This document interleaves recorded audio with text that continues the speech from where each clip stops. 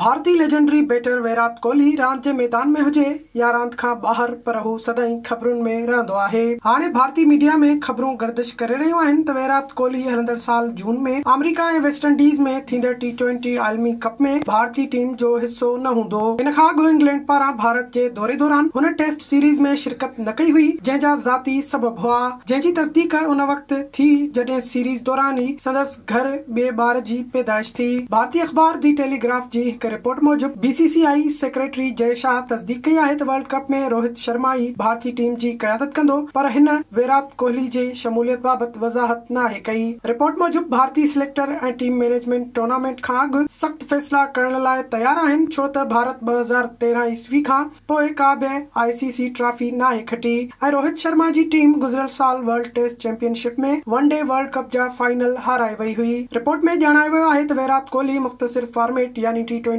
Cricket में team जूं घुर्जूं पूरियूं करण में नाकाम रहियो आहे। विराट कोहली जी T20 वर्ल्ड कप में शमूलियत बाबति अफ़वाहुनि ते पाकिस्तान जे अॻूणे फास्ट बॉलर मोहम्मद इरफान पंहिंजे बयान में चयो आहे त कोहली खां सवाइ भारतीय टीम अणपूरी आहे, हू तमामु वॾो बैटर आहे। हुन गुज़िरियल साल वनडे वर्ल्ड कप के ई मैचुनि में अकेले सिर्फ़ भारत खे फातिह बणायो। अॻूणे English cricketer Stuart brought in ख़बर ते रद्दअमल ॾींदे चयो आहे त इहो सच नथो थी सघे। क्रिकेट में शौक़ीननि जी दिलचस्पी वधाइण लाइ ICC अमेरिका में आलमी कप कराए रही आहे ऐं भारत ऐं पाकिस्तान जो मुक़ाबिलो न्यूज़ीलैंड में शेड्यूल आहे ऐं विराट जी मौजूदगी दुनिया जे हर रांदीगर खां वधीक माशाई मैदान में आणे सघे थी। BCCI जो चवणु आहे त वेस्ट इंडीज में स्लो विकेट हूंदी आहे जेका विराट कोहली खे रास नाहे ईंदी, जंहिं ते कई वाहिपेदार भारतीय क्रिकेट बोर्ड खे तनक़ीद जो निशानो बणाए रहिया आहिनि। बहरहाल कोहली जून में शेड्यूल T20 वर्ल्ड कप में भारतीय स्क्वाड में शामिल हूंदो या न, पर संदसि चाहींदड़ खेसि इंडियन प्रीमियर लीग में खेॾंदे ॾिसी सघंदा, जेको हलंदड़ महीने 22 मार्च खां शुरू थी रही आहे।